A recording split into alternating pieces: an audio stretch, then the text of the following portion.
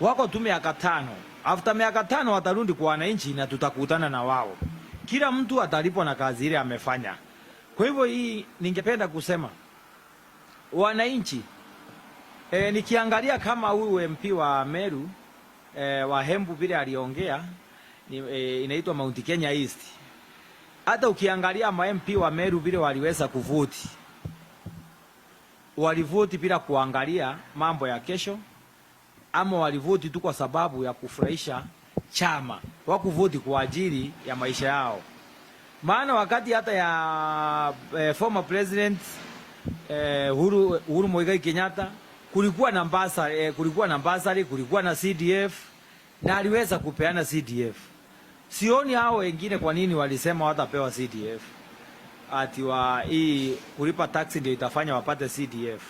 Wakati hiyo ingine wa Kenya si walikuwa nalipa tax. Kwa hivyo ningependa kusema hao wenyewe ndio waliamua kufanya hiyo, si kwa sababu ya CDF. Ama walitaka ndio wapewe hiyo CDF waweze kuweka kwa mifuko yao, si kufanyia wananchi kazi, na ndio kazi zao sisiweze kuangaliwa ile kazi wanafanya na zile pesa.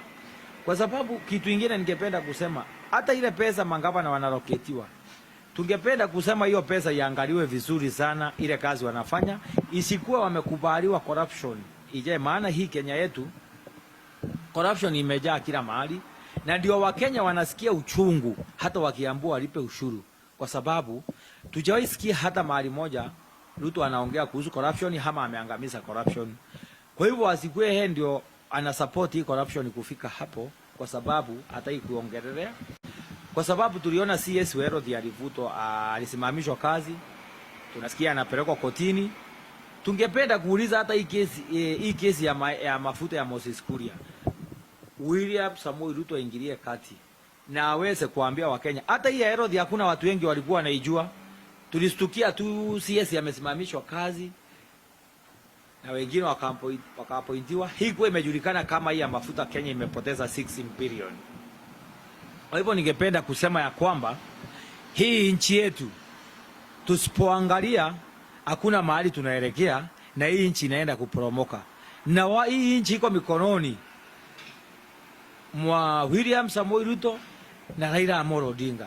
Kwa hivyo tungependa kusema Raila Odinga, wewe ndio unasaidia hii Kenya na tunajua mengi. Tunakuombea Mungu endelee kusaidia hii nchi na tuweze kujua mengi zaidi, na usimame, kwa sababu kama sisi biashara yetu tukifunga, maandamano ikiitishwa tutaenda maandamano juu hatuna kazi nyingine tunafanya hapa Nairobi. Kwa hivyo ningependa kuambia